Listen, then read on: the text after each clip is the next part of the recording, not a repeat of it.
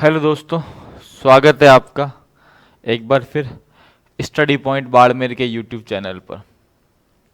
जैसा कि मैंने पहले आपको बताया था कि हम लोग 10th क्लास की जो एनसीईआरटी बुक है उसमें इलेक्ट्रिसिटी चैप्टर की हम लोगों ने शुरुआत की थी।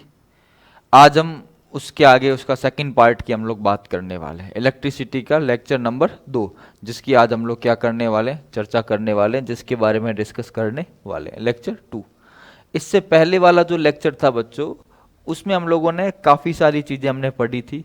बेसिक मैंने आप लोगों को बताया था कि इलेक्ट्रिसिटी क्या होती है।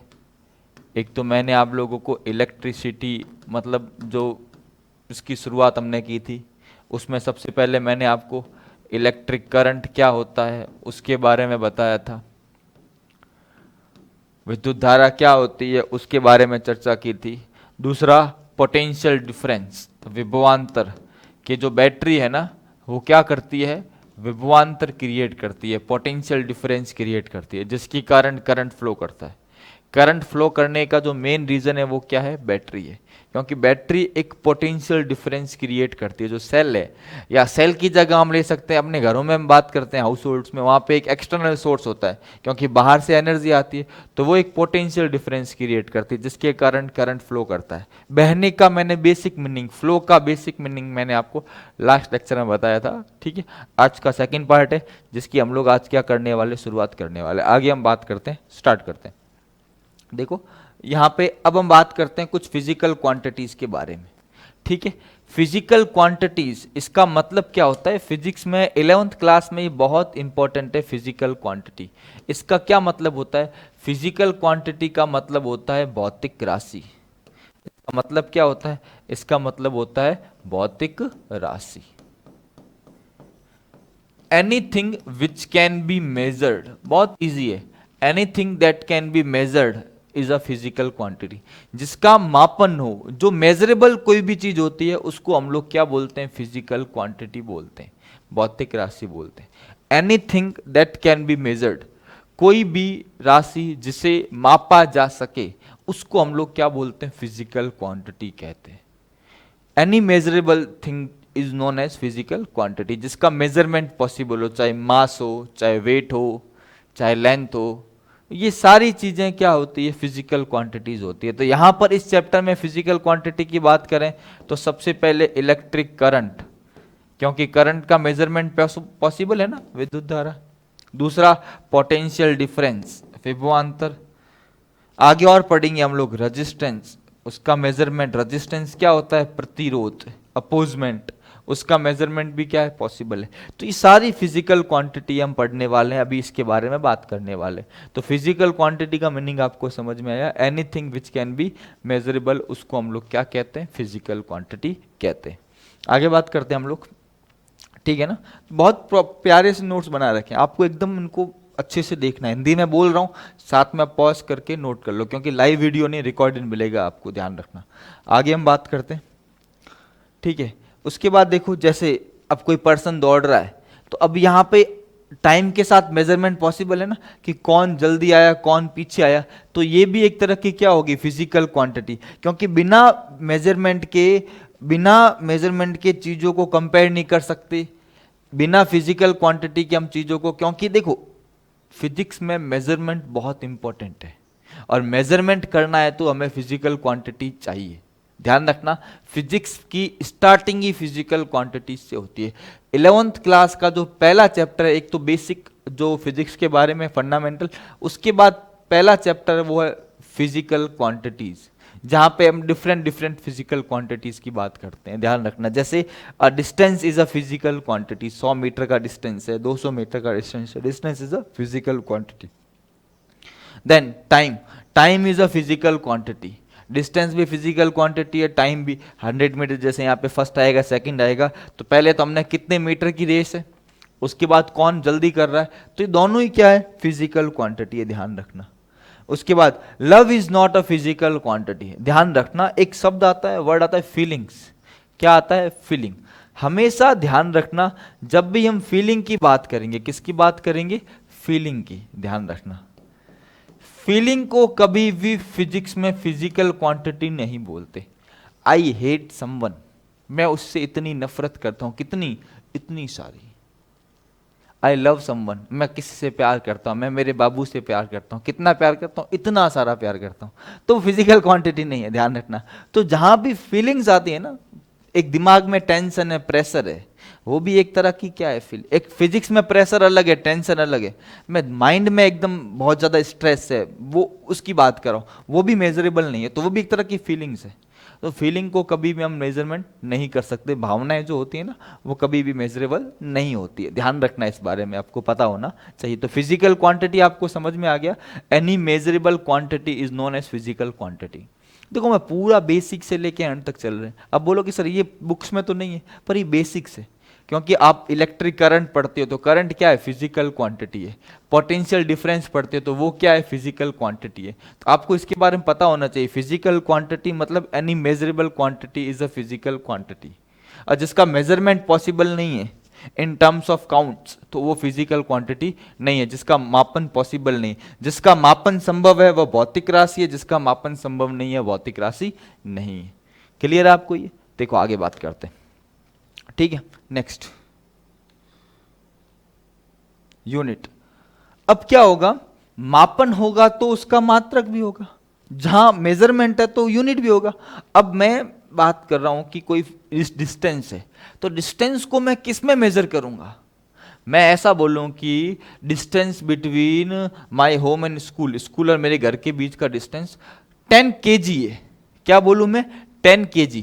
मैंने क्या बोला, एक तो मैंने बोला डिस्टेंस, और दूसरा मैं क्या बोल रहा हूं, 10 kg दूरी है, वो कितनी है, 10 किलोग्राम है। क्या पॉसिबल है ये? या ऐसा बोलूं कि माई वेट, मेरा जो मास है वो कितना है, 60 है। अब 60 क्या है, किलोग्राम, ग्राम, क्विंटल। तो कोई भी फिजिकल क्वांटिटी होगी तो उसके साथ यूनिट होगा, क्योंकि यूनिट के बेसिस पे हम लोग क्या कर सकते हैं, कंपेयर कर सकते हैं। और यूनिट के विदाउट, बिना यूनिट के कोई भी फिजिकल क्वांटिटी अनकंप्लीट है, अधूरी है। उसके बारे में पूरी जानकारी हमको नहीं मिलेगी। हमेशा मैं 11th क्लास में बच्चों को लिखवाता हूं, फिजिकल क्वांटिटी, भौतिक राशि इज इक्वल्स टू, एक होता है मैग्नीट्यूड, अब ये क्या होता है बता रहा हूं, और एक होता है यूनिट, उसको लिखते हैं एन और यू। क्या मतलब है, जैसे 10 kg, तो 10 जो न्यूमेरिकल वैल्यू, जो आंकिक मान न्यूमेरिकल वैल्यू है, वो तो हमारा क्या है, मैग्नीट्यूड, और पीछे हमने क्या लगा दिया, यूनिट लगा दी। तो फिजिक्स में हमेशा ध्यान रखना कि बिना यूनिट के कोई भी फिजिकल क्वांटिटी अपने आप में इनअप्रोप्रिएट है, अधूरी है, अनकंप्लीट है, या इनकंप्लीट है, अंत नहीं, इनकंप्लीट है, ध्यान रखना। तो ये अपने को ध्यान रखना है कि फिजिकल क्वांटिटी है तो वहां यूनिट तो हमको चाहिए। Unit are a system of measurement, क्योंकि बिना मेजरमेंट का बेसिक सिस्टम यूनिट है। अगर आपको मेजरमेंट करना है, मापन करना है, आपको यूनिट चाहिए ही चाहिए। बिना मापन के, बिना यूनिट के मापन पॉसिबल नहीं है, ध्यान रखना। तो ये आपको पता होना चाहिए। आगे देखते हैं इसमें, देखो एक होता है एमकेएस सिस्टम, एक होता है सीजीएस सिस्टम। एमकेएस सिस्टम की बात करें, मीटर, किलोग्राम, सेकंड। यहां पे मास को किस में, लेंथ को किस में मेजर करते हैं, मीटर में। मास को किस में मेजर करते हैं, किलोग्राम में। और टाइम को किस में मेजर करते हैं, सेकंड में। एक सिस्टम एमकेएस है। वैसे ही हमारे पास दूसरा सिस्टम कौन सा है, सीजीएस। सीजीएस में क्या आता है, सेंटीमीटर, ग्राम और सेकंड। अलग अलग सिस्टम है बेटा ये मापन के। देखो ना, अगर मेरे को ज्यादा मास मेजरमेंट करना है तो मैं क्या लूंगा, किलोग्राम लूंगा। और मेरे को कम मेजरमेंट करना है तो मैं क्या लूंगा, ग्राम लूंगा। बड़ी डिस्टेंस मेजर करने तो क्या लूंगा, मीटर लूंगा। छोटी डिस्टेंस मेजर करने तो क्या लूंगा, सेंटीमीटर। तो ये अलग अलग सिस्टम बन रखे हैं, ध्यान रखना। तो यहाँ अलग अलग सिस्टम्स है। जैसे एक सिस्टम एमकेएस है, एमके सिस्टम में क्या है, मीटर है, किलोग्राम है और सेकंड। इस सिस्टम को बोलते हैं एमकेएस। इसमें क्या है, सेंटीमीटर है, ग्राम है और क्या है, सेकंड है। इसको क्या बोलते हैं, सीजीएस। ऐसा एक और सिस्टम चलता है 11th क्लास में, एफपीएस। वो भी हम देखते हैं, अगर है तो हम बात करते हैं, ठीक है। तो ये सिस्टम की हम लोगों ने बात की। आगे और देखते हैं। एक सिस्टम होता है एसआई। एमकेएस सिस्टम को हम लोग क्या कहते हैं, एसआई। एसआई का मतलब होता है सिस्टम इंटरनेशनल। एसआई का मतलब क्या होता है? सिस्टम इंटरनेशनल, अंतरराष्ट्रीय। क्योंकि अंतरराष्ट्रीय स्तर पर, इंटरनेशनली हम लोगों ने यूनिट्स को क्या किया है? डिफाइन किया है। यूनिट्स की हम लोगों ने डेफिनेशन फिक्स की है इंटरनेशनल लेवल पे, ताकि क्या हो? कंपेयर करना इजी हो, इंपोर्ट एक्सपोर्ट क्या हो? इजी हो। इसलिए हम लोग क्या करते हैं? अंतरराष्ट्रीय स्तर पर हम लोगों ने एक सिस्टम बनाया, उसको हम क्या कहते हैं? एसआई सिस्टम, अंतरराष्ट्रीय पद्धति कहते हैं। इसको ध्यान रखना।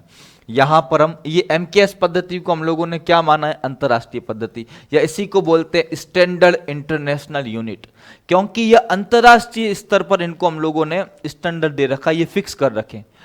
इंटरनेशनल लेवल पे बात कर रहा हूं कि देखो आजकल क्या होता है, बड़ी बड़ी जो कंट्रीज हैं इनके बीच में इंपोर्ट एक्सपोर्ट होता है, तो हम लोगों ने यूनिट्स को क्या कर दिया है? फिक्स किया है इंटरनेशनल लेवल पे। तभी हमारा एक सिस्टम बना है, उसको हम लोग क्या कहते हैं? एसआई सिस्टम कहते हैं। क्या कहते हैं? SI system. एमकेएस, सीजीएस और तीसरा एसआई। एमकेएस को ही क्या कहते हैं? एसआई कहते हैं। आगे देखो, तो एक एक करके हम बात करेंगे। आगे कुलाम। कुलाम किसका यूनिट है? इलेक्ट्रिक चार्ज का। चार्ज का ऐसा यूनिट क्या है? कुलाम है। ध्यान रखना, चार्ज का ऐसा यूनिट क्या है? कुलाम है। ध्यान रखना, चार्ज का ऐसा यूनिट क्या है? कुलाम। चार्ज, आवेश, हम पढ़ते हैं चार्ज को हिंदी में क्या कहते हैं? आवेश। आवेश का ऐसा ही मात्र क्या है? कुलाम है। देखो, कुलाम है, electric charge is measured by कुलाम। ये एक साइंटिस्ट थे सर कुलाम। इन्होंने एक कुलाम्स लॉ, बहुत फेमस 12th क्लास के फिजिक्स का बहुत फेमस लॉ है कुलाम्स लॉ, वो इन्होंने दिया था। तो इन्हीं के नाम पर हमने कुलाम रखा है। तो ध्यान रखना, यहां पर आपको एक चीज दिखाता हूं। तो इसका मतलब क्या है कि जब भी हम बात करेंगे आवेश, चार्ज का मतलब क्या है? आवेश। चार्ज का मतलब क्या है? आवेश। तो आवेश का मात्रक क्या है? आवेश का मात्रक है कुलाम। आवेश का मात्रक क्या है? कुलाम है। क्योंकि एक साइंटिस्ट है जिनको हम सर कुलाम कहते हैं, उन्होंने एक लॉ दिया था कुलाम्स लॉ, उन्हीं के नाम पर है। Electric charge is measured by कुलाम। आवेश को कुलाम के रूप में मापा जाता है। 1 कुलाम, 2 कुलाम, 1 मिली कुलाम, 1 माइक्रो कुलाम। तो आवेश का ऐसा यूनिट क्या है? कुलाम है। क्योंकि हमने यूनिट्स बताए ना, तो हमें अलग अलग यहाँ फिजिकल क्वांटिटी पढ़नी पड़ रही है। सबसे पहले चार्ज की बात करेंगे, क्योंकि इलेक्ट्रिक करंट में फ्लो कौन करता है? चार्ज फ्लो करता है। तो चार्ज का यूनिट क्या होता है? चार्ज का यूनिट होता है कुलाम। और ध्यान रखना, जब हम बात करें इलेक्ट्रॉन के चार्ज की, चार्ज ऑफ इलेक्ट्रॉन, इलेक्ट्रॉन का आवेश कितना होता है? तो आपको ध्यान रखना है -1.6 इंटू 10 की पावर -19 कुलाम। इलेक्ट्रॉन का चार्ज कितना होता है? -1.6 इंटू 10 की पावर 19 कुलाम। लिख लेना, ध्यान रखना कि जब भी आपको बोले इलेक्ट्रॉन का आवेश कितना है, तो इलेक्ट्रॉन का आवेश है -1.6 इंटू 10 की पावर -19। यूनिट क्या है? कुलाम। कुलाम को हम लोग सी से रिप्रेजेंट करते हैं। किससे? सी से। ध्यान रखना, आवेश को किससे रिप्रेजेंट करते हैं? क्यू से करते हैं। तो ये आपको पता होना चाहिए कि चार्ज का ऐसा यूनिट क्या है, मतलब कुलाम है। ध्यान रखना, तो ये नोट भी कर लेना, इलेक्ट्रॉन का चार्ज। ठीक है, आगे बात करते हैं। नोट करना हो ना, वीडियो को पॉज करके आप लोग नोट कर सकते हो। मैं साइड में होता जा रहा हूँ, अगर आपको जो भी लगे वीडियो को पॉज कर लो, नोट कर लो। ठीक है, आगे बात करते हैं।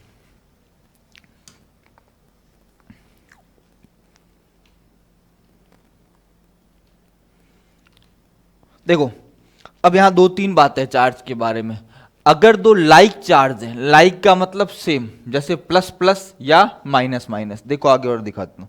अगर लाइक चार्ज की बात करें, जैसे यहां पर दो लाइक चार्ज हैं, तो लाइक चार्ज क्या करते हैं? जैसे यहां पर, एक सेकेंड, दोनों क्या है? प्लस प्लस है। यह एक दूसरे को क्या करते हैं? रिपेल करते हैं। ध्यान रखना, लाइक चार्ज हमेशा है ना, सेम चार्ज या लाइक चार्ज, वो एक दूसरे को क्या करेंगे? रिपेल करेंगे, प्रतिकर्षित करेंगे। चाहे दोनों प्लस प्लस हो, चाहे दोनों माइनस माइनस हो, एक दूसरे को क्या करते हैं? रिपेल करते हैं। अपोजिट चार्ज जो होते हैं, कौन से चार्ज की बात कर रहा हूं? अपोजिट चार्ज की। या तो हमने लाइक चार्ज की बात की, अपोजिट चार्ज की बात करूं, वो एक दूसरे को क्या करते हैं? अट्रैक्ट करते हैं, आकर्षित करते हैं। तो ध्यान रखना, प्लस प्लस को रिपेल करता है, माइनस माइनस को रिपेल करता है, बट प्लस माइनस को क्या करता है, अट्रैक्ट करता है। और इनके बीच का जो फोर्स होता है उसी को फाइंड करने के लिए सर कुलाम ने एक लॉ दिया था जिसको कुलाम्स लॉ कहते हैं, ध्यान रखना, वो अभी अपने सिलेबस में नहीं है। तो ध्यान रखना, लाइक चार्ज क्या करते हैं, रिपेल करते हैं, प्रतिकर्षित करते हैं, अनलाइक चार्ज या अपोजिट चार्ज, अपोजिट चार्ज बोलो या इनको अनलाइक चार्ज बोलो, ये क्या करते हैं, अट्रैक्ट करते हैं या आकर्षित करते हैं। इसी को हम लोग यहाँ बात करने वाले हैं। तो आगे देखो, टू लाइक पॉइंट चार्ज, जैसे प्लस प्लस है या माइनस माइनस है, ये क्या करते हैं, इक्वल मैग्नीट्यूड है, ठीक है। तो ये एक दूसरे को क्या कर रहे हैं, वैक्यूम में रखा गया है, ठीक है। डिस्टेंस उनके बीच का कितना है, 1 मीटर है। वो एक दूसरे को क्या कर रहे हैं, रिपेल कर रहे हैं। और फोर्स कितना है, 9 × 10⁹। अब ये थोड़ा हायर हो गया, हमें केवल ध्यान रखना है two like point charge equal magnitude, उनका परिमाण, जैसे ये भी 1 है, ये भी कितना है, 1 है, डिस्टेंस कितना है, 1 मीटर है, और रखिए किस में, वैक्यूम। वैक्यूम मतलब कुछ भी नहीं है। देखो हमारे सराउंडिंग जो मीडियम है एयर है, आप एयर को हटा दो तो क्या बन जाएगा, वैक्यूम बन जाएगा। उसमें वो क्या करें, डिस्टेंस कितनी है, 1 मीटर है, एक दूसरे को क्या कर रहे हैं, रिपेल कर रहे हैं, फोर्स कितना है, 9 × 10⁹। ये जो फोर्स है, फोर्स कैलकुलेट करने के लिए कुलाम्स ने एक लॉ दिया था जिसको कुलाम्स लॉ कहते हैं। उसका जो फॉर्मूला था, वो फॉर्मूला क्या था, F = K(Q1Q2)/R²। आप देखोगे आपको आर डी शर्मा वगैरह में ये जो RS अग्रवाल और एक बुक आती है आपके S चंद वाली, उसके अंदर आपको ये फॉर्मूला मिलेगा। पर अभी हमें खाली ध्यान रखना है, इस फॉर्मूले से हमने ये फोर्स कैलकुलेट किया है। 12th क्लास का टॉपिक है, खाली एक बार देख लो, ये इतना इंपॉर्टेंट नहीं है, ध्यान रखना, ठीक है। ये इतना इंपॉर्टेंट नहीं है, फिर भी यहाँ पर है स्लाइड्स में, तो मैंने आपको बता दिया, ठीक है। और ईच चार्ज इज कॉल्ड, इसका जो कुल चार्ज होगा उसको हम लोग क्या कहेंगे, 1 कूलाम चार्ज कहेंगे। ये 1 कूलाम की क्या है, डेफिनेशन है, ठीक है। और इलेक्ट्रॉन का चार्ज कितना है, 1.6 × 10⁻⁹ और ये नेगेटिव होता है क्योंकि इलेक्ट्रॉन कैसा पार्टिकल है, नेगेटिव चार्ज पार्टिकल है, ध्यान रखना, ठीक है। और अगर आपको चार्ज निकालना है तो चार्ज हमेशा किसके फॉर्म में होगा, इलेक्ट्रॉन, क्योंकि बॉडी जो चार्ज होती है ना वो इलेक्ट्रॉन के लूज और गेन के कारण होती है। सिंपल सी इस चीज को ऐसे समझते हैं, अगर मैं आपको समझाऊं इस चीज को, इसका मतलब क्या, अगर कोई बॉडी चार्ज है तो वो चार्ज किसके फॉर्म में, इलेक्ट्रॉन के फॉर्म में। जैसे एक ऑब्जेक्ट है ये, इसने 5 इलेक्ट्रॉन क्या कर दिए, लूज कर दिए, तो इसका चार्ज कितना हो गया, +5e। और इसने 5 इलेक्ट्रॉन क्या किए, गेन किए, तो इसका चार्ज कितना हो गया, -5e।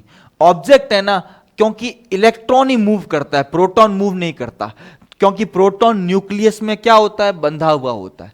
तो इलेक्ट्रॉन जब लूज किए तो बॉडी क्या बन गई, पॉजिटिव बन गई, मैंने इलेक्ट्रॉन दे दिए, या इलेक्ट्रॉन क्या कर दिए, लूज कर दिए। और इलेक्ट्रॉन अगर मैंने गेन कर दिए तो बॉडी क्या बन गई, नेगेटिव बन गई। और फॉर्मूला क्या होता है, Q = Ne, आगे आ जाएगा प्लस और माइनस। प्लस माइनस कैसे पता चलेगा, अगर हम इलेक्ट्रॉन दे रहे हैं, लूज कर रहे हैं, मतलब इलेक्ट्रॉन की क्या होगी, कमी, क्योंकि एटम तो क्या होता है, न्यूट्रल, एटम में नंबर ऑफ प्रोटॉन और नंबर ऑफ इलेक्ट्रॉन क्या होते हैं, बराबर होते हैं। और अगर मैं इलेक्ट्रॉन लूज कर रहा हूं तो क्या आएगा, प्लस आएगा, और इलेक्ट्रॉन गेन कर रहा हूं तो क्या आएगा, माइनस। एन का मतलब क्या है, एन का मतलब है नंबर ऑफ इलेक्ट्रॉन, इलेक्ट्रॉनों की संख्या। और ई क्या है, ई तो मैंने बताया, ये इसको हम लोग क्या बोलते हैं, ई बोलते हैं, 1.6 × 10⁻⁻19 कूलम। तो कोई भी बॉडी या तो इलेक्ट्रॉन गेन करेगी या इलेक्ट्रॉन लूज करेगी, उसके बेसिस पे उसका चार्ज होगा। फॉर्मूला क्या होगा, Q = Ne। The magnitude of charge on a particle is given by formula. अब मैग्नीट्यूड में है तो आगे प्लस माइनस नहीं लगेगा, पर अगर मुझे एग्जैक्ट निकालना है तो आगे फिर प्लस माइनस लगाना पड़ेगा। प्लस माइनस हमें बताता है इलेक्ट्रॉन गेन किए हैं, इलेक्ट्रॉन लूज किए हैं। तो ध्यान रखना ये चीज, Q = Ne, फॉर्मूला इंपॉर्टेंट है, ये वाला ध्यान रखना, ये इंपॉर्टेंट है, ठीक है। तो एक बार ये लिखना हो तो लिख भी लो भले, कि अगर उसने इलेक्ट्रॉन लूज किए हैं, गेन किए, तो वो में ध्यान रखना, ये हमको पता होना चाहिए। आगे बात करते हैं, ठीक है। एन क्या है, एन = क्या होगा, Q/E। कितने इलेक्ट्रॉन गेन किए हैं, कितने लूज किए हैं, तो हम लोग इस फॉर्मूले से पता लगा सकते हैं। अगर आपको बोलें कि 1 कूलाम चार्ज में कितने इलेक्ट्रॉन हैं, जैसे मैं आपको एक दो चीजें आपको और बताता हूं, ध्यान रखना। थोड़ी सी हम डिस्कशन है ना, थोड़ा सा हम लोग और डिस्कशन करते हैं यहां पर। देखो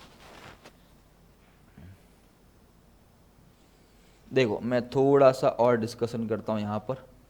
हाँ।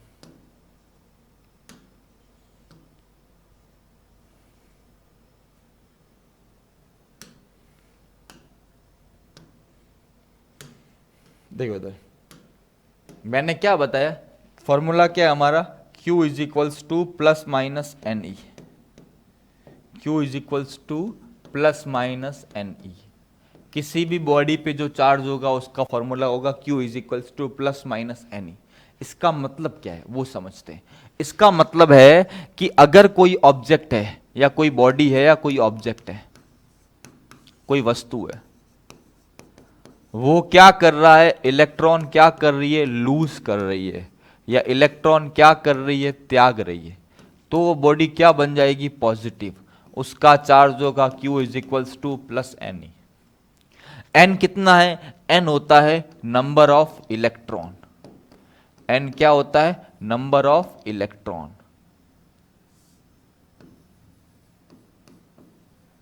इलेक्ट्रॉनों की संख्या। तो ध्यान रखना, और अगर वो ऑब्जेक्ट इलेक्ट्रॉन क्या कर रहा है, गेन कर रहा है या ले रहा है, तो क्या हो जाएगा, negative. Q is equals to क्या होगा, माइनस एन ई। ई क्या है, इलेक्ट्रॉन के चार्ज का मैग्नीट्यूड, परिमाण कितना होता है, 1.6 इंटू 10 की पावर माइनस 9। लेंगे तो क्या आ जाएगा, माइनस, देंगे तो क्या आ जाएगा, प्लस। मतलब अगर ऑब्जेक्ट इलेक्ट्रॉन लूज कर रहा है, इलेक्ट्रॉन दे रहा है, तो इलेक्ट्रॉन की कमी। क्योंकि आपको यह चीज पता होनी चाहिए कि एटम जो होता है, हम जब भी किसी परमाणु की बात करें, एटम की बात करें, वो क्या होता है, न्यूट्रल होता है। क्या होता है, न्यूट्रल, उदासीन होता है। एटम हमेशा क्या होता है, न्यूट्रल होता है, उदासीन होता है। एटम की जब भी बात करेंगे, एटम हमेशा क्या होता है, न्यूट्रल होता है, उदासीन होता है। मतलब number of proton is equals to क्या होता है, नंबर ऑफ इलेक्ट्रॉन। अब अगर इलेक्ट्रॉन दे दिए, क्योंकि प्रोटॉन कभी भी मूव नहीं करता, मूव कौन करता है, इलेक्ट्रॉन। तो इलेक्ट्रॉन दे दिए तो क्या बन जाएगा, पॉजिटिव। इलेक्ट्रॉन ले लिए तो क्या बन जाएगा, नेगेटिव। तो ये चीज आपको पता होनी चाहिए। अब वहां पर एक क्वेश्चन पूछते हैं कि 1 कूलाम चार्ज में कितने इलेक्ट्रॉन होते हैं, 1 कूलाम। क्योंकि देखो, अगर किसी ऑब्जेक्ट को 1 कूलाम चार्ज चाहिए तो कितने इलेक्ट्रॉन लूज करेगा या गेन करेगा, पॉजिटिव चाहिए तो क्या करेगा, लूज करेगा, नेगेटिव चाहिए तो क्या करेगा, गेन करेगा। तो अब मैं किसकी बात कर रहा हूं, मैं बात कर रहा हूं 1 कूलाम चार्ज में number of electron. Number of electron, 1 coulomb charge में इलेक्ट्रॉनों की संख्या, उसकी हम लोग बात कर रहे हैं। तो देखो Q इज इक्वल्स टू क्या है, एन ई। तो N इज इक्वल्स टू क्या होगा, Q अपॉन ई। Q का मान कितना है, 1। E का मान कितना है, 1.6 इंटू 10 की पावर माइनस 19। अब माइनस 19 ऊपर जाएगा, ये पॉइंट हटते यहां क्या हो जाएगा, 10। क्या होगा, 10 इंटू 10 की पावर 19 अपॉन क्या हो गया, 16। अब एक मैंने जीरो यहां से ले लिया तो क्या हो गया, 100 इंटू 10 की पावर 18 अपॉन 16। 16 6 जा 96, पीछे कितना रहा, 4। डिवाइड कर लो ना, 100 किससे कर रहा हूं, 16 से। 16 6 जा 96, 4 0 पॉइंट आ गया। 16 2 जा 32, 8 80। और कितनी बार हो गया, 5 टाइम्स, क्या हो गया, 80। क्या आ गया, 0।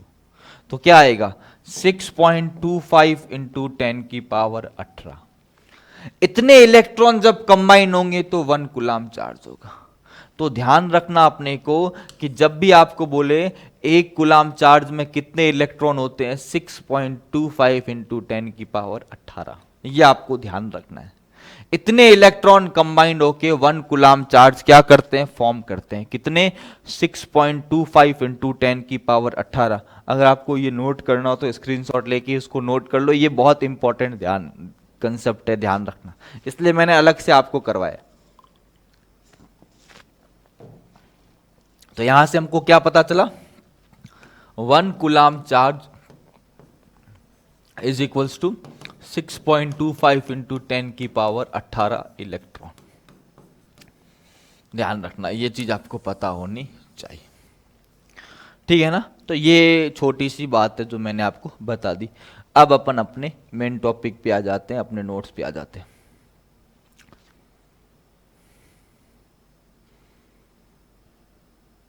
ठीक है, तो ये अपने को ध्यान रखना है, ये अपने को पता होना चाहिए। यहां से सॉल्व करेंगे तो क्या आएगा, देखो कितना आ गया, 0.625 इंटू 10⁻19। इसको क्या लिख सकता हूं, 6.25 इंटू 10⁻18। देखो यहां पे पूरा ये, तो ये कंप्लीट आपको ध्यान रखना। तो ये हमारा जो मैंने आपको अलग से पूरा डिस्कशन करा दिया। हमारे लिए ये वाला पार्ट क्या है, इंपॉर्टेंट है, ये तो कोई खास इंपॉर्टेंट नहीं है, ठीक है।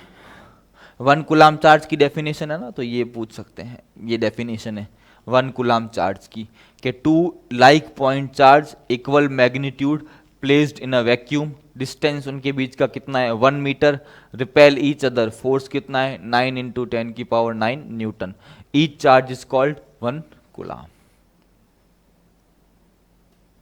वोल्ट, अब देखो वोल्ट, वोल्ट किसका यूनिट है, SI unit of potential difference.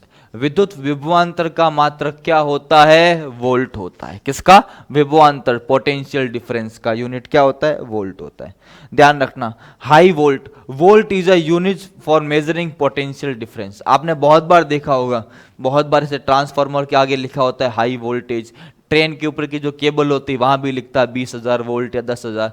हमारे घरों पे कितना वोल्ट होता है, हमारे घरों में हम यूज करते हैं पोटेंशियल डिफरेंस कितना, 220 वोल्ट। कितना यूज करते हैं, 220 वोल्ट। ध्यान रखना, तो 220 वोल्ट भी इतना खतरनाक है, इससे ज्यादा जो 10-10 12-12 हजार वोल्ट है बहुत ज्यादा हार्मफुल होता है। और पोटेंशियल डिफरेंस का ऐसा यूनिट क्या है, वोल्ट है। क्या है इसका ऐसा यूनिट, वोल्ट। वोल्ट और वाट दोनों में फर्क होता है, वाट पावर का यूनिट है और ये पोटेंशियल डिफरेंस का यूनिट है। ध्यान रखना, घर में जितने भी डिवाइस होते हैं वो 220 वोल्ट पे काम करते हैं। जैसे गीजर होता है, वो भले ही 2000 वाट का है, उसका पावर कितना है, मान लो किसी गीजर लगा हुआ है, पावर है उसका 2000 वाट, तो ये पावर है, ये हमें बताता है कितनी इलेक्ट्रिसिटी कंज्यूम कर रहा है, और 220 वोल्ट पे काम करता है, इसका मतलब इतने पोटेंशियल डिफरेंस पे वो क्या करता है, डिवाइस काम करता है। तो पावर और पोटेंशियल डिफरेंस दोनों अलग अलग चीजें हैं, ध्यान रखना, पता होना चाहिए आपको ये, ठीक है। तो इसका यूनिट क्या है, वोल्ट है। आगे हम लोग बात करते हैं, तो ठीक है। और ये वैज्ञानिक है वोल्टा, जिसने वोल्टिक सेल की डिस्कवरी की थी, उन्हीं के नाम पे इस यूनिट क्या आ गया, वोल्ट। ध्यान रखना, ठीक है। अब जैसे देखो, ये है हायर पोटेंशियल और ये लोअर पोटेंशियल, ध्यान रखना। तो इनके बीच का पोटेंशियल डिफरेंस मैंने कितना मान लिया, V ले लिया। Q चार्ज फ्लो कर रहा है और वर्क डन कितना करना पड़ रहा है, W। तो V इज इक्वल्स टू क्या है, W/Q। मैंने डेफिनेशन बताई थी। देखो क्या बोल रहा है, पोटेंशियल डिफरेंस की डेफिनेशन क्या होती है, पोटेंशियल डिफरेंस की डेफिनेशन होती है आपके, देखो पोटेंशियल डिफरेंस है, उसकी डेफिनेशन होती है W/Q। चार्ज को मूव करवाने में जो वर्क डन करना पड़ता है उसी को हम लोग क्या कहते हैं, पोटेंशियल डिफरेंस। क्या ये बैटरी है, ये Q चार्ज को क्या करवा रही, मूव करवा रही है, और कितना वर्क डन कर रही है, W। तो इसका यूनिट क्या हो गया, इसका यूनिट हो गया वोल्ट, इसका यूनिट क्या हो गया, जूल, और चार्ज का यूनिट क्या हो गया, कूलाम। वर्क डन का यूनिट क्या होता है, जूल होता है। चार्ज का यूनिट क्या होता है, कूलाम। पोटेंशियल डिफरेंस का यूनिट क्या होता है, वोल्ट। तो वोल्ट इज इक्वल्स टू क्या हो गया, जूल पर कूलाम। क्या हो गया, जूल पर कूलाम। ध्यान रखना, तो ध्यान रखना, चार्ज का यूनिट क्या है, कूलाम है, और पोटेंशियल डिफरेंस का यूनिट क्या है, वोल्ट है, ध्यान रखना। तो ये थोड़ी सी चीज को आप नोट कर लो। पोटेंशियल डिफरेंस का मतलब होता है कि बैटरी है ना, ये इलेक्ट्रॉन्स को मूव करवा रही है। इलेक्ट्रॉन को मूव करवाने में जो वर्क डन करती है, work done to move a unit charge from one point to another, एकांक आवेश को एक प्लेस से दूसरे प्लेस तक ले जाने में किया गया कार्य, उसी को हम लोग क्या कहते हैं, पोटेंशियल डिफरेंस कहते हैं।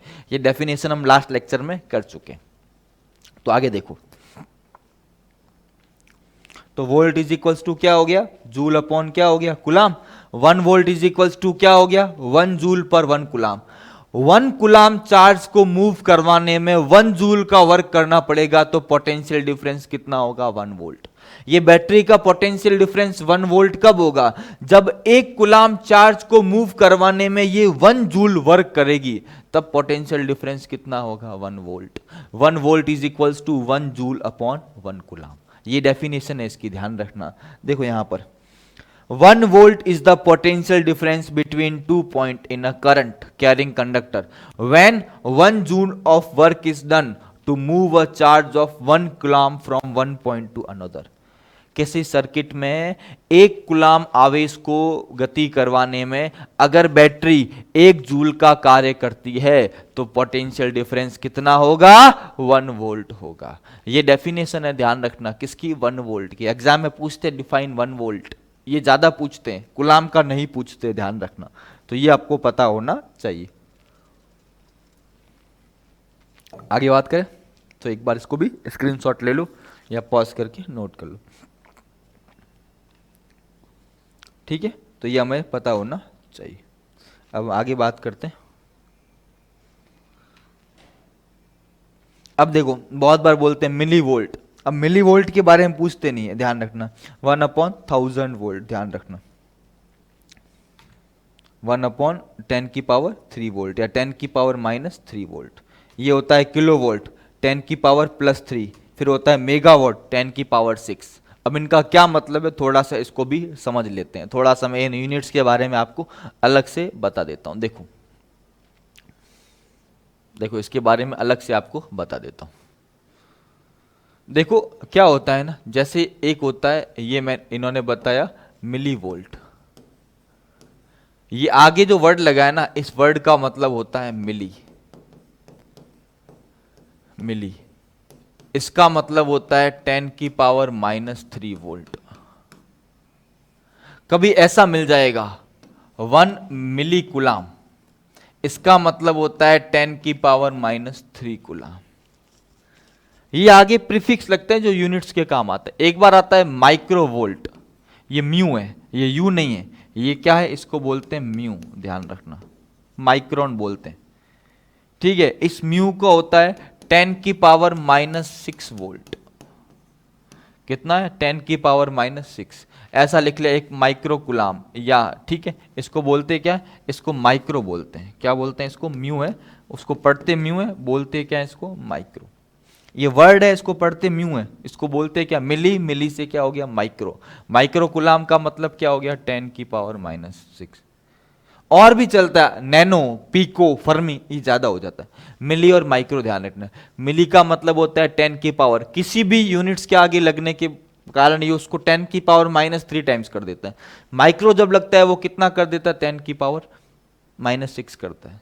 वैसे ही एक और चीज आती है, वो क्या आती है, केवी। ये होता है किलो। किलो का मतलब क्या होता है, 10⁻3। 1 किलो कुलाम कर दूं तो क्या हो जाएगा, 10⁻3 कुलाम। ऐसे ही एक MV, इसको कहते हैं मेगा वोल्ट, 10⁻6 वोल्ट, ध्यान रखना। तो ये किलो और ये मेगा, ध्यान रखना। ये प्लस में है और मिली और माइक्रो किस में होते हैं, माइनस में होते हैं। तो ये भी आपको थोड़ा यूनिट्स के बारे में बेसिक क्या होना चाहिए, पता होना चाहिए, मिली और माइक्रो, ठीक है। और दूसरा कौन सा है, किलो और मेगा। तो ये आपको पता होना चाहिए। अब आते हैं अपने टॉपिक के ऊपर वापस, आगे देखते हैं, ठीक है। तो ये अपने को देख लेना, ठीक है। अब आता है ampere. Ampere is the unit of electric current.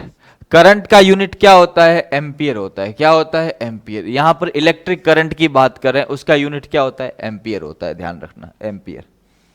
ठीक है, ये 1 ampere. Ampere is the unit of measuring electric current. विद्युत धारा का यूनिट क्या होता है? एम्पियर होता है। क्या होता है? एम्पियर। डिनोट किससे करते हैं? ए से करते हैं, ध्यान रखना। ठीक है, आगे देखते हैं। एक साइंटिस्ट है एम्पियर, ठीक है, सर एंड्रे मैरी एम्पियर, जिन्होंने बहुत सारे लॉ दिए थे, बहुत इंपॉर्टेंट फिजिसिस्ट है। ठीक है, अब क्या हो रहा है? अब हम बात कर रहे हैं इसके बारे में। क्यू चार्ज फ्लो कर रहा है, ठीक है, और टी टाइम में फ्लो कर रहा है, तो आई इज इक्वल्स टू क्या होगा? Q upon T, rate of flow of charge. इसकी डेफिनेशन क्या थी? किसी सर्किट से क्यू चार्ज टी टाइम में फ्लो करता है तो करंट क्या बन जाएगा? Q upon T. सिंपल सी डेफिनेशन भी हम पढ़ चुके हैं कि करंट क्या होता है। जब भी हम बात करते हैं इलेक्ट्रिक करंट,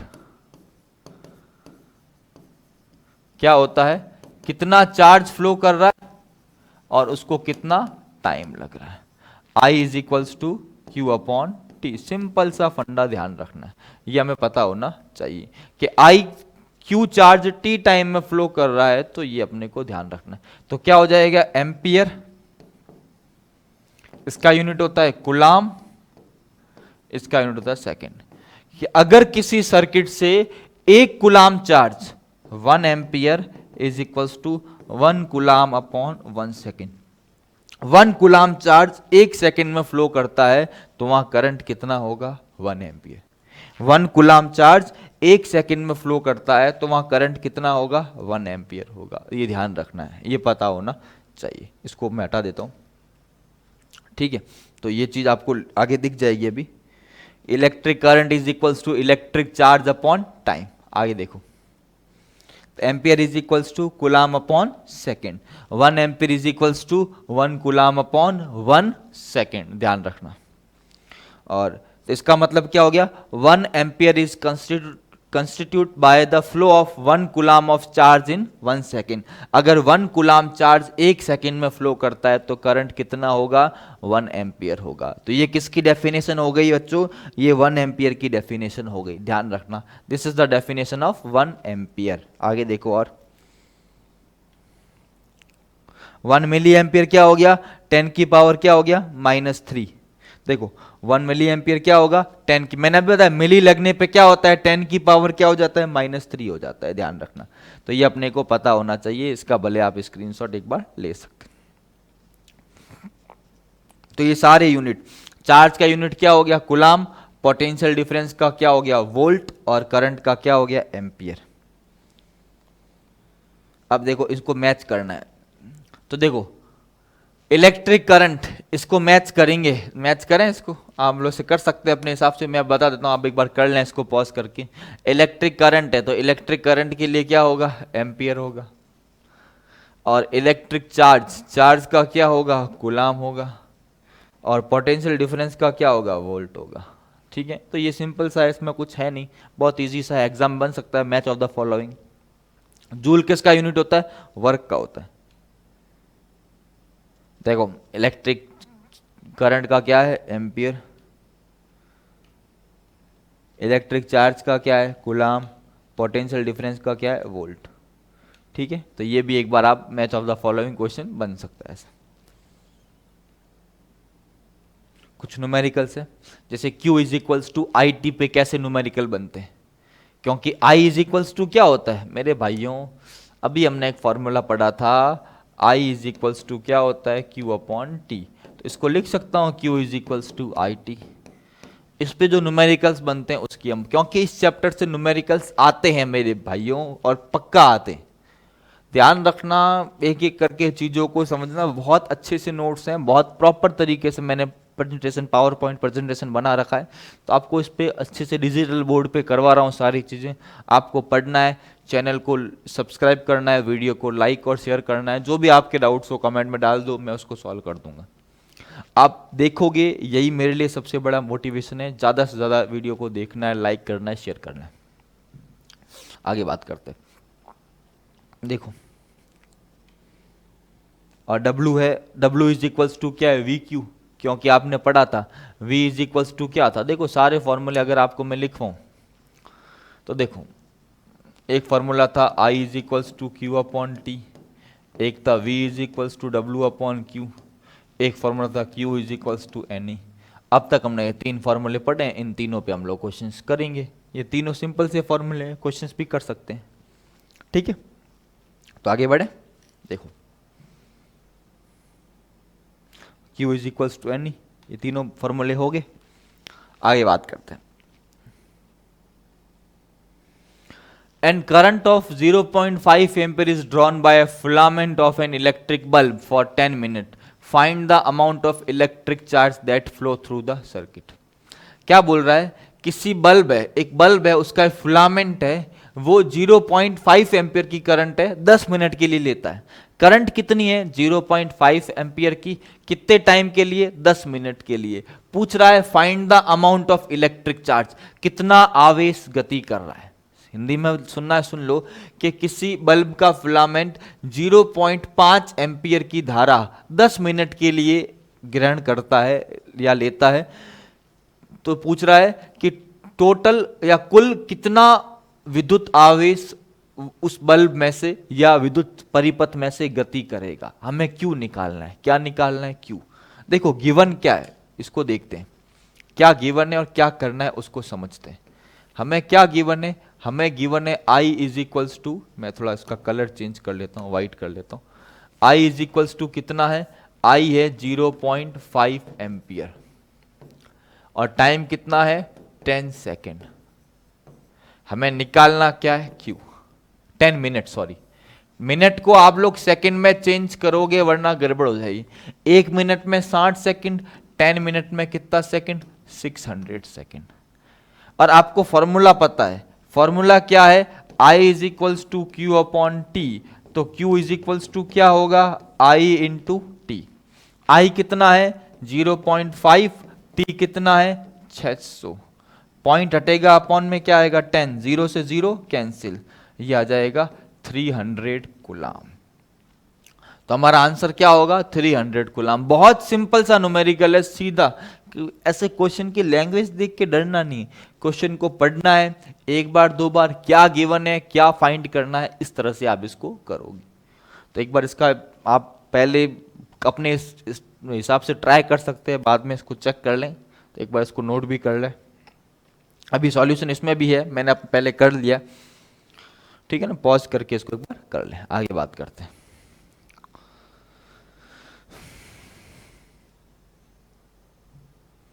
तो देखो इसको आगे सॉल्व करते हैं। सॉल्व किया हुआ है, आई दिया हुआ है, टाइम दिया हुआ है और टाइम को चेंज किया और चार्ज फाइंड करना है। फॉर्मूला क्या है, Q is equals to I T. सीधा पुट किया, आंसर क्या आया 300 कूलाम।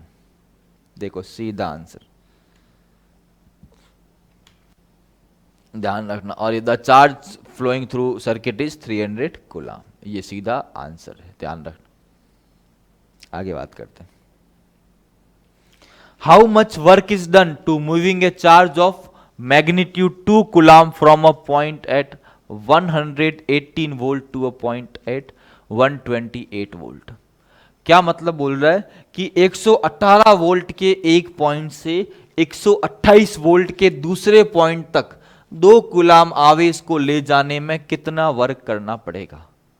सुन लो, 118 वोल्ट के एक बिंदु से 128 वोल्ट के दूसरे बिंदु तक 2 कूलाम आवेश को ले जाने में कितना कार्य करना पड़ेगा। वापस सुन लो, 118 वोल्ट के एक बिंदु से 128 वोल्ट के दूसरे बिंदु तक 2 कूलाम आवेश को ले जाने में कितना कार्य करना पड़ेगा। तो कैसे करेंगे, तो सबसे पहले आपको क्या निकालना पड़ेगा। देखो पहला पॉइंट है, वहां V1 कितना है 118 वोल्ट और V2 कितना है 128 वोल्ट। अगर इनके बीच का अंतर निकलना, विभवांतर का मतलब क्या है, दोनों पॉइंट्स के बीच का अंतर, पोटेंशियल डिफरेंस। तो 128 में से 118 को सब्ट्रैक्ट करूं, क्या आएगा 10 वोल्ट। और चार्ज कितना है, चार्ज है सर 2 कूलाम। फॉर्मूला क्या है, V is equals to W upon Q। तो W इज इक्वल्स टू क्या होगा, V इंटू Q। क्योंकि हमें निकालना क्या है, वर्क डन तो निकालना है।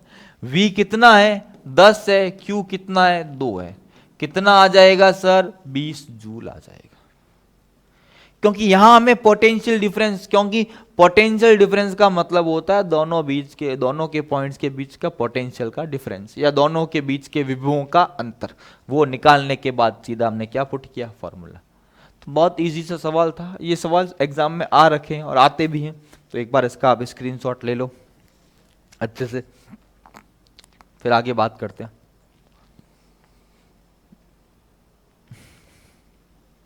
तो यही से यहाँ किया हुआ है, चार्ज 2 कूलम, पोटेंशियल डिफरेंस कितना है, 10 वोल्ट, फाइंड क्या करना है, वर्क डन करेंगे कैसे, W is equals to V into Q, क्या हो जाएगा 20 जूल। वर्क डन कितना हो जाएगा, the work done is 20 joule. Clear है ये, इसका भी भले स्क्रीनशॉट, वही मैंने सॉल्यूशन कर रखा है। आगे बात करते हैं, calculate the number of electron constituting 1 coulomb of charge, और दूसरा क्या बोला है, so that 1 ampere is equivalent to flow of 6.25 into 10 की power 18 elementary charge. Elementary charge का मतलब क्या होता है, इसकी बात भी करते हैं। पहला क्वेश्चन क्या है कि 1 कूलम चार्ज में कितने नंबर ऑफ इलेक्ट्रॉन होंगे, ये सेम चीज मैं आपको करवा चुका हूं। देखो ये सेम चीज मैंने आपको कहां करवाई है, देखो इधर पहले जो है ना 1 कूलम चार्ज में कितने इलेक्ट्रॉन होंगे, ये सेम चीज मैं आपको करवा चुका हूं। देखो इधर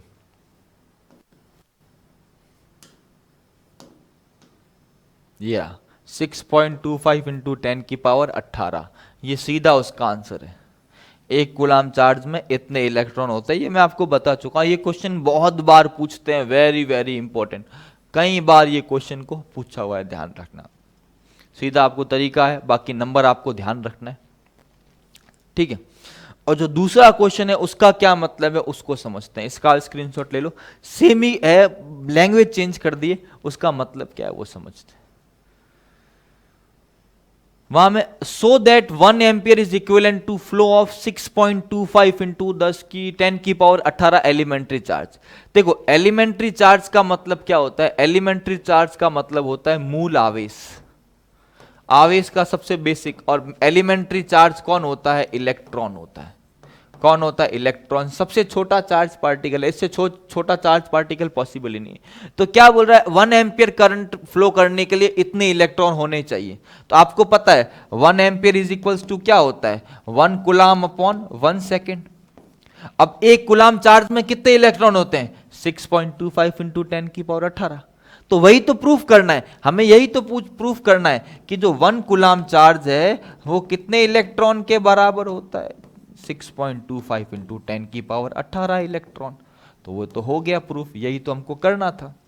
तो बस क्वेश्चन की लैंग्वेज को चेंज कर दिया, मतलब वही है। तो दोनों लैंग्वेज में क्वेश्चन पूछ सकते हैं, आपको दिमाग में ध्यान रखना है, नोट करना हो तो इसको भी, क्वेश्चन तो स्क्रीनशॉट ले लो, मैंने सॉल्यूशन आपको बता दिया वहां पे। तो एलिमेंट्री चार्ज जब भी पूछे तो कौन है, इलेक्ट्रॉन या प्रोटॉन। पर प्रोटॉन तो मूव करता नहीं है, मूव कौन करता है, इलेक्ट्रॉन करता है, ठीक है। तो सॉल्यूशन इसका वही है, ये सेम सॉल्यूशन है, ठीक है। अब how much work is done in moving a charge of magnitude 2 coulomb across 2 points, 2 point जिनके बीच का पोटेंशियल डिफरेंस कितना है, 12 वोल्ट, कितना वर्क डन करना पड़ेगा। तो अभी आपको सिंपल सा बताया, W इज इक्वल्स टू क्या होगा, V इंटू क्यू, सीधा 24। ये तो बहुत इजी है, सिंपल सा क्वेश्चन है। देखो सॉल्यूशन आपको बता रहा हूं, अब एक बार मैं अब सीधा ही कर रहा हूं क्योंकि वीडियो बहुत लंबा हो रहा है। 24 जूल, बहुत सिंपल सा है। अभी सेम क्वेश्चन हम लोगों ने किया है, वहां पर डिफरेंस 2 पॉइंट्स के बीच में था, यहां सीधा हमको डिफरेंस दे रखा है 12 वोल्ट।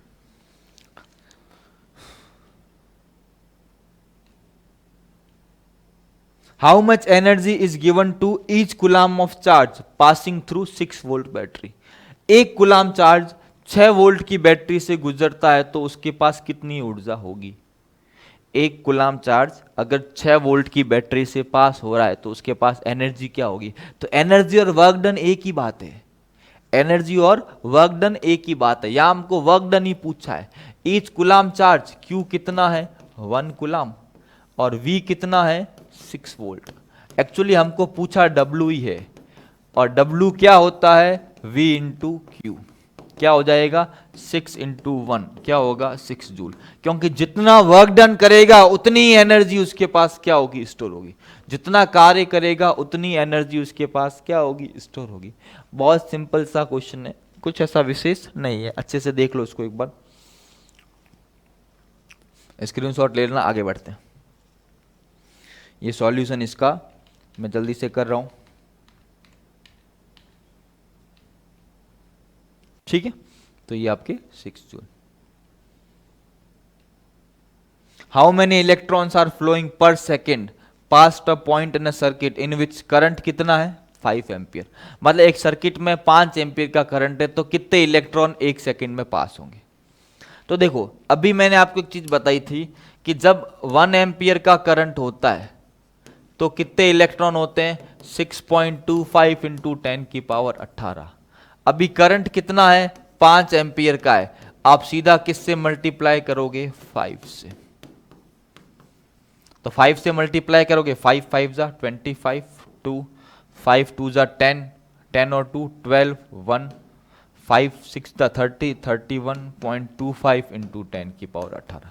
ये नंबर आप ध्यान रखना, इतने इलेक्ट्रॉन एक गुलाम चार्ज में होते हैं तो 5 गुलाम में कितने होंगे या 5 एम्पियर में कितने हो जाएंगे 31.25 इंटू 10 की पावर 18। क्योंकि आपको ये नंबर तो ध्यान रखना ही रखना है, बहुत इंपॉर्टेंट है, ध्यान रखना, बहुत सिंपल सा नंबर है, कोई विशेष नहीं, ठीक है ना। इसका सॉल्यूशन भी देख लेते हैं, नोट कर लो एक बार।